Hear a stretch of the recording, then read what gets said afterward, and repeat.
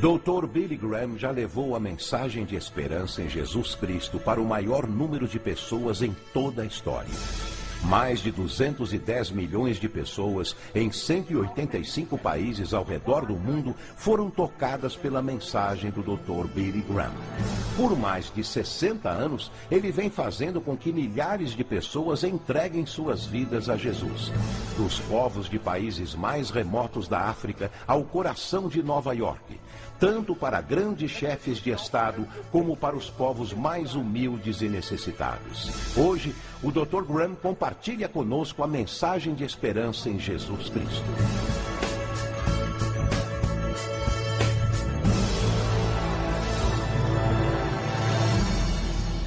Há alguns anos atrás, 2 filmes britânicos receberam o Oscar da Academia de melhor filme do seu respectivo ano. E ambos foram a respeito de 2 homens. Um foi Eric Liddell e o outro foi Gandhi. Ambos tiveram a força e a coragem, quando sob pressão, de dizer não a si mesmos, de exercer autodisciplina. Quero tomar como meu texto de hoje 1 Coríntios, capítulo 10. Começando com o versículo 12. Aquele, pois, que pensa estar em pé, veja que não caia. Não vos sobreveio tentação. Ouçam isto. Não vos sobreveio tentação que não fosse humana. Todo ser humano enfrenta tentações no decorrer de sua vida. Mas Deus é fiel e não permitirá que sejais tentados além das vossas forças. Pelo contrário, juntamente com a tentação, vos proverá livramento, de sorte que a possais suportar. Deus proveu escape, se você conhece a Cristo. Bom, aqueles 2 filmes tiveram um tremendo impacto sobre o mundo. O de 1982 foi Carruagens de Fogo, a história de Eric Liddell. Um jovem que disse não a si mesmo e sim a Cristo. Ele surpreendeu o mundo quando se recusou a correr num domingo nas Olimpíadas de Paris de 1924. E vocês todos sabem que ele disse não até mesmo ao príncipe de Gales, que lhe pediu que corresse, porque ele era o homem mais rápido do mundo nos 100 metros. Mas ele disse não, porque ia ser num domingo e era contra suas convicções bíblicas escocesas. E recentemente foi comemorado o 60º aniversário da grande vitória de Eric Liddell nas Olimpíadas, porque ele correu nos 400 metros, em que ninguém achava que teria chance, e venceu. E fizeram esse grande filme a respeito da sua vida. E o que muita gente não sabe é que a vida de Eric Liddell não se limitou àquela vitória, porque depois que se formou na Universidade de Edimburgo, quando partiu, a estação estava lotada de colegas e professores cantando "Saudai o nome de Jesus", porque Eric Liddell foi para a China como missionário. Foi capturado pelos japoneses durante a guerra e morreu num campo de concentração japonês. Mas naquele campo, ele trouxe alegria e coragem a todos os prisioneiros, pois pregou para eles e cantou para eles, ministrando as suas almas. E ouvi dizer que estão preparando um outro filme, mostrando sua vida ali, porque ele teve coragem de dizer não. O mundo ouviu falar dele, porque ele disse não àqueles que tentaram fazer com que abandonasse as suas convicções cristãs pessoais. E eu penso em William Booth, há pouco mais de 100 anos atrás, que fundou o Exército da Salvação. Ele se converteu, tornou-se um vigário, um pastor, e foi para as favelas de Londres, para as zonas da luz vermelha. Pregou entre a gente pobre, formou um pequeno grupo chamado Banda Aleluia, e ia às esquinas, e ia também às prisões. E alguns dos líderes religiosos da época não gostaram daquilo. E assim ele foi chamado diante de uma conferência de líderes religiosos. E disseram: William Booth, você vai pregar onde nós o mandarmos. Senão, será excomungado. Ali estava ele, diante daquela vasta assembleia de pastores. Que podia dizer? Catherine Booth, que se tornou tão famosa quanto ele, sua esposa, estava na galeria e abanou o seu lenço gritando: William, diga não! E William obedeceu sua esposa e disse não, e assim nasceu o exército da salvação.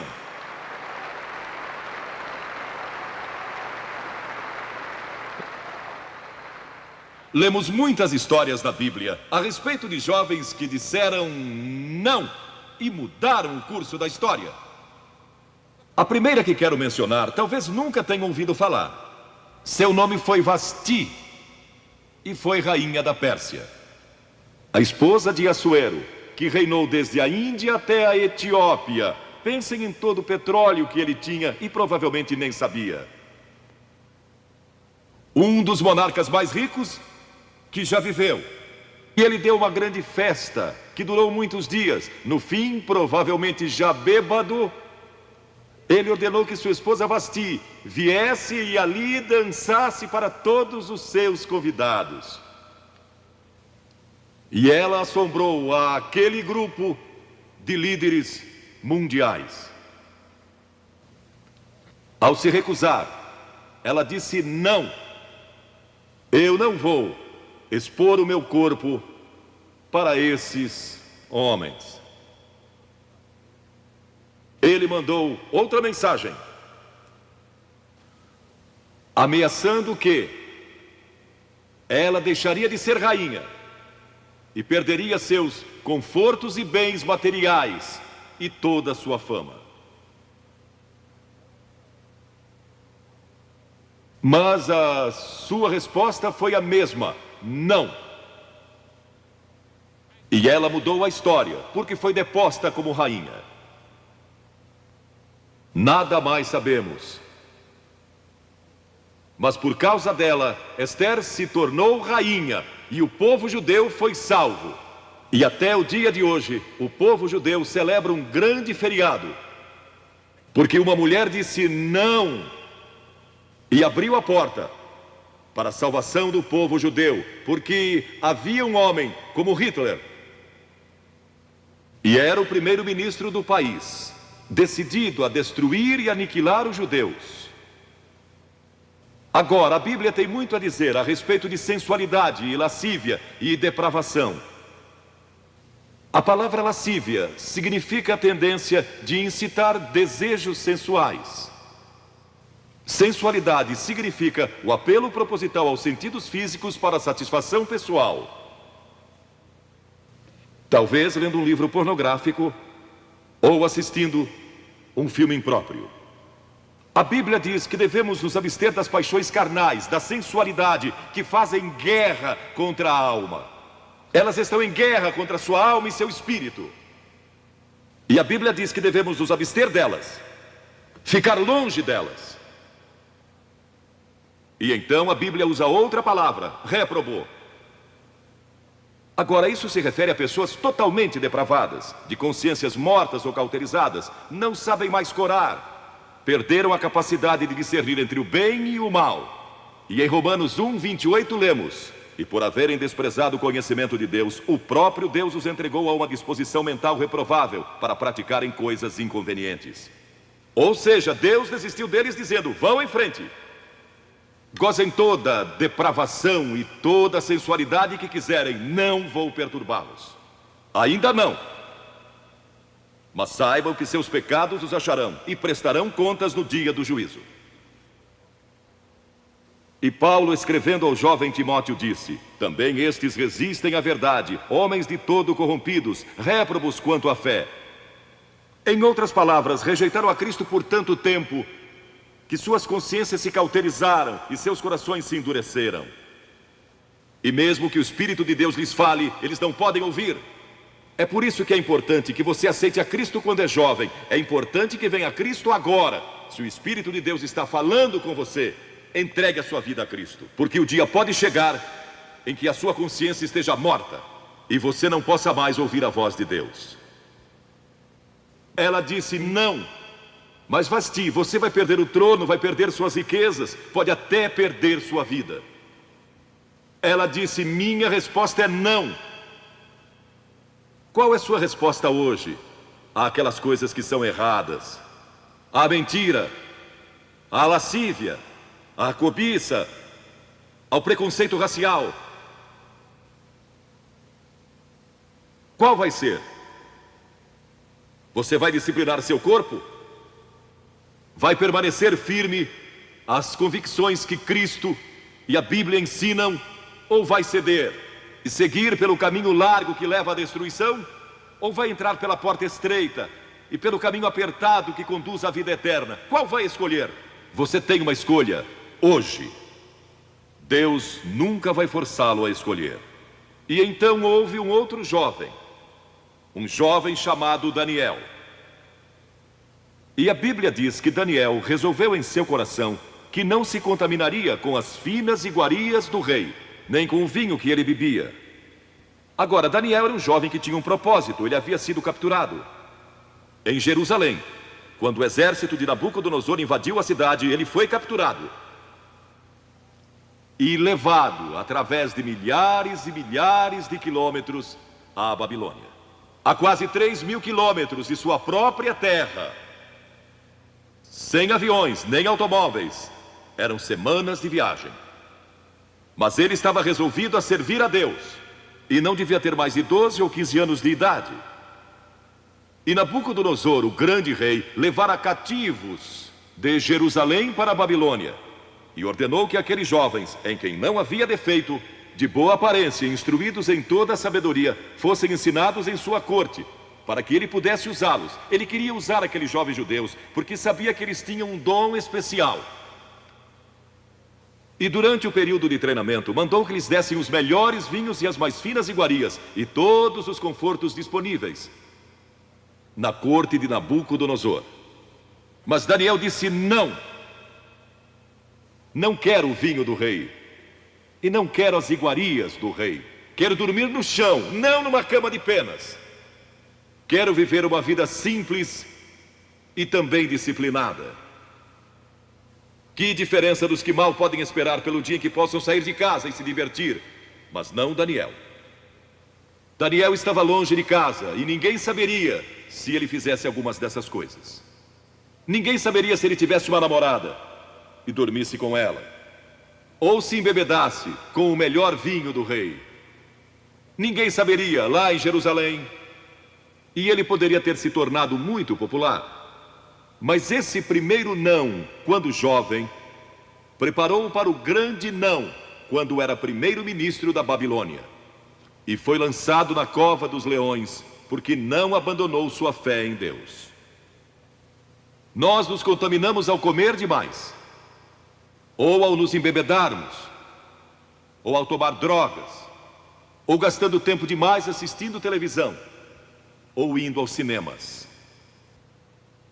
Jesus declarou em Lucas capítulo 21: acautelai-vos, para que nunca vos suceda que os vossos corações fiquem sobrecarregados com as consequências da orgia e das preocupações deste mundo, e para que aquele dia não venha sobre vós repentinamente.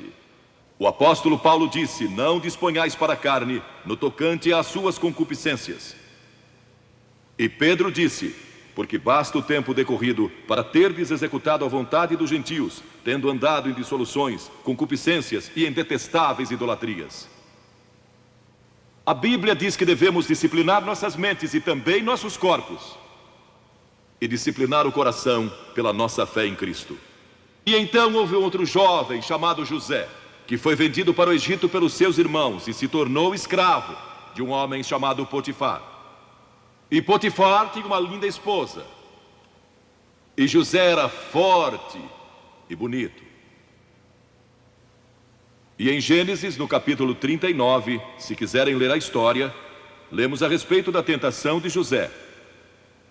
A esposa de Potifar se apaixonou por José, porque José se tornou mordomo de toda a casa de Potifar, cuidando dos seus negócios. E ela viu aquele belo jovem, viril e de boa aparência, andando pela casa e pelo jardim, cuidando dos negócios todos os dias, e ela o cobiçou. E disse: deita-te comigo. Ele disse: não. E acrescentou: não posso fazer isso ao meu senhor, que me confiou tudo o que tem, exceto sua esposa. Não posso pecar contra Deus, o Deus dos meus pais.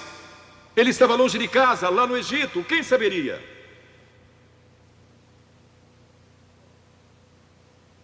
Mas disse não. E quando disse não, na última vez, ela o agarrou e ele fugiu dela, deixando sua capa. E ela começou a gritar, chamando os servos e dizendo: ele tentou me violentar. O que não era verdade. Mas Potifar acreditou e mandou que ele fosse lançado na prisão.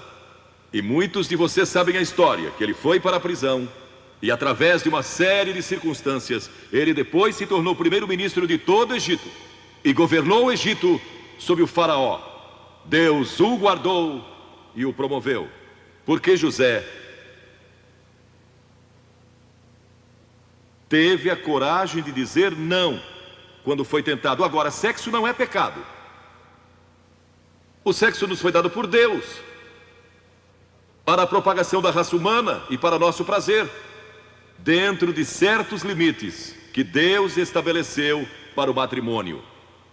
As características de um cristão são autocontrole e autodisciplina. E Paulo, escrevendo a Timóteo, disse: conserva-te a ti mesmo puro. Mas como você pode se conservar puro num mundo como este? Como pode se manter puro olhando para as bancas de jornais ou assistindo a alguns filmes? Como pode se manter puro com as tentações que enfrenta todo dia? Não pode, de modo algum, exceto se Cristo está em seu coração, Ele lhe dará força e o poder, porque nenhuma tentação lhe sobrevirá que Cristo não lhe ofereça o meio de escape. Entregue sua vida a Cristo hoje, deixe que Ele controle a sua vida, deixe Ele ser Senhor de sua vida, deixe que Ele controle essa área de sua vida, sua mente, seu corpo e sua vida sexual. Deixe que Ele tome conta dela. E lemos a respeito de um outro jovem chamado Moisés. Em geral pensamos em Moisés como um homem velho, de barba, mas foi na juventude que ele tomou a decisão que o levou à grandeza. Porque a Escritura diz: pela fé Moisés, quando homem, talvez 17 ou 18 anos de idade, recusou ser chamado filho da filha do faraó. Recusou. Ele fez uma escolha, preferindo ser maltratado junto com o povo de Deus, a usufruir prazeres transitórios do pecado. Agora, observe que ele estava no Egito. Era filho da filha de faraó, herdeiro do trono do Egito. E talvez seria o próximo faraó. Mas ele fez uma escolha, porque sabia que seu povo, o povo de Israel, era escravo dos egípcios. E ele teve que tomar uma decisão no auge da sua glória. E no auge de tudo que lhe foi oferecido. E ele disse não a faraó. Não vou ser seu filho, prefiro sofrer e morrer com o meu povo e servir o Deus vivo e verdadeiro. E foi exatamente o que ele fez. E conhecemos Moisés hoje como um dos grandes homens da história. Ele rejeitou os prazeres transitórios do pecado. E há uma diferença entre prazeres e alegria. Quem ama os prazeres empobrecerá, diz a Bíblia. E ela cita um homem que disse: entreguei meu coração à loucura e aos seus prazeres, mas tudo isso é correr atrás do vento. Quem vive em prazeres está morto, embora viva, amando os prazeres mais do que a Deus. A Bíblia diz que há pessoas que amam aos prazeres mais do que amam a Deus. É o seu caso? Você ama a Deus mais do que ama prazeres pecaminosos? Não falo de esportes e todas essas coisas maravilhosas que temos. Falo de prazeres pecaminosos. Mas a alegria é produzida pelo Espírito Santo. E há centenas de passagens que falam dessa alegria. Você pode ter alegria, mesmo quando não tem prazer, porque a alegria é profunda. O anjo disse aos pastores naquela grande noite: não temais, pois vos trago boa nova de grande alegria, que o será para todo o povo. E mesmo no sofrimento, quando você recebe a Cristo, Deus não remove o sofrimento. Ele não remove todos os problemas e as dificuldades da sua vida. Não faz isso. Ele não promete, se você está desempregado, conseguir um emprego amanhã se você aceitar a Cristo hoje à noite. Ele promete que lhe dará graça e força e alegria em qualquer situação. Bem-aventurados sois quando os homens vos odiarem e quando vos expulsarem da sua companhia, vos injuriarem e rejeitarem o vosso nome como indigno, por causa do Filho do Homem. Regozijai-vos naquele dia e exultai. Ele disse: quando vierem a mim e tiverem problemas e tribulações e as pessoas odiarem vocês, ele disse: exultai, porque grande é o vosso galardão lá no céu, pois dessa forma procederam seus pais com os profetas. Todos que viverem piedosamente em Cristo serão perseguidos. A Bíblia diz: ainda haverá sofrimento. Jesus disse: quem não tomar a sua cruz e negar-se a si mesmo, não pode ser meu discípulo. Moisés escolheu a alegria de seguir a Deus, em vez da vida de prazeres no Egito. O que você está seguindo? Qual é a sua escolha nesta hora? E então o último é Jesus. Jesus foi tentado em todas as coisas à nossa semelhança, mas sem nenhum pecado. Quer dizer que Jesus foi tentado a mentir? Sim. Que Jesus foi tentado a cobiçar? Sim. Que ele foi tentado a adulterar? Sim. Que Jesus foi tentado a roubar? Sim. Ele foi tentado em todas as coisas, como nós, mas sem pecado. Como ele teve vitória sobre a tentação? A Bíblia nos diz no capítulo 4 de Mateus e em muitos outros textos, mas vou falar só deste. O diabo veio a ele quando ele estava faminto e sedento e disse: se és o Filho de Deus, manda que estas pedras se tornem em pães. Observem que ele tentou colocar dúvidas na mente de Jesus quanto à sua identidade. Agora, Jesus era o Filho de Deus, nascido de uma virgem, Filho de Deus, que foi ressuscitado dos mortos pelo poder de Deus e está vivo hoje. Mas o diabo pôs dúvidas em sua mente. Ele estava fraco e cansado e faminto, um ser humano. Ele não enfrentou o diabo como Filho de Deus, enfrentou-o como homem. E ele sempre respondeu citando as Escrituras. É por isso que você deve decorar as Escrituras. Nem só de pão viverá o homem, mas de toda a palavra que procede da boca de Deus. Jesus disse que há uma coisa que é mais importante que a comida, e sexo, e coisas materiais. É sua vida espiritual. E então ele disse: se tu és o Filho de Deus, atira-te abaixo, porque está escrito: aos seus anjos ordenará a teu respeito que te guardem, para não tropeçares. E Jesus de novo respondeu: está escrito, não tentarás o Senhor teu Deus. E então o diabo levou a um alto monte e lhe mostrou todo o futuro do mundo, todos os reinos que ainda estavam por vir. E lhe disse: se dobrares o teu joelho e me adorares, eu te darei todos os reinos do mundo e sua glória. Jesus não argumentou se ele podia fazer isso. O diabo pode dar-lhe qualquer coisa. Alguns de vocês estão vendendo as suas almas por nada, coisas sem valor. A Jesus ele ofereceu o mundo todo, mas ele sabia que a cruz estava esperando por ele, e o único meio de salvação para o mundo era a cruz. Se tivesse obedecido o diabo, nós nunca teríamos tido a oportunidade de sermos salvos e perdoados. Jesus teria tomado um atalho e nós estaríamos perdidos. Mas Jesus disse: está escrito, ou melhor, começou dizendo: retira-te, Satanás, porque está escrito: ao Senhor teu Deus adorarás e só a Ele darás culto. E assim o diabo o deixou, e anjos vieram e o serviram. Observe como Jesus enfrentou o diabo ao ser tentado.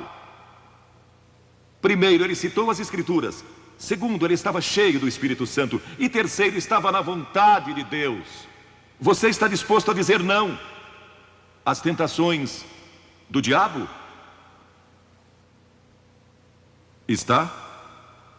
Pense nisso.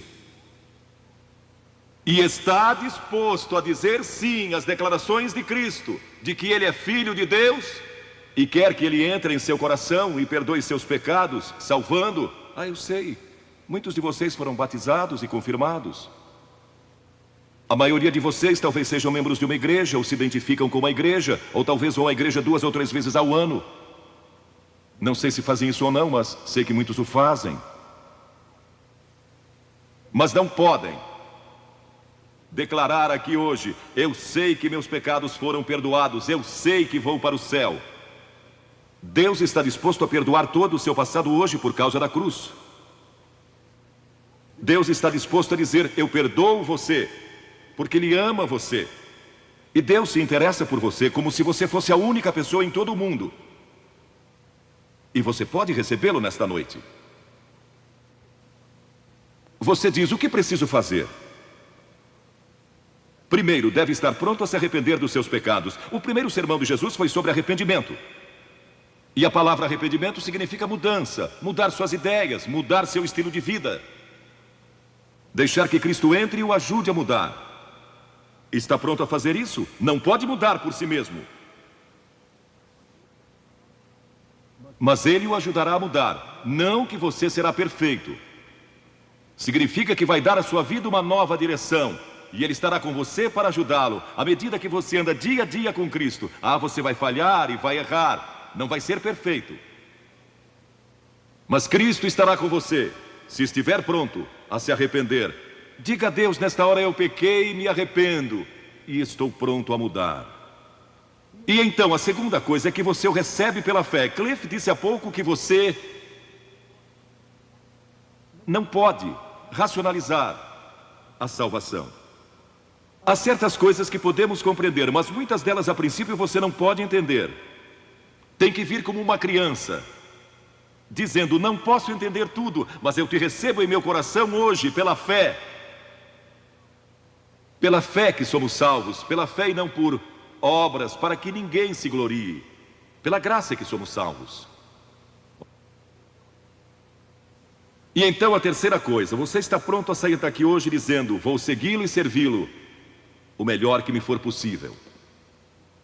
Sabem, em nossa reunião em Bristol, algumas semanas atrás, estava ali um jovem de 17 anos, e ele tinha ido à autoescola aquela tarde, e pediu que seu instrutor o deixasse em um dos portões do estádio. E entre aquela multidão ele encontrou sua família, que tinha sido convidada para a cruzada. E no encerramento, ele e sua irmã fizeram o que vou pedir que vocês façam hoje. Vieram à frente e ficaram diante da plataforma, indicando que estavam entregando suas vidas a Cristo. Uma semana depois, esse rapaz de 17 anos morreu num acidente num túnel que desmoronou. Talvez vocês até tenham lido nos jornais.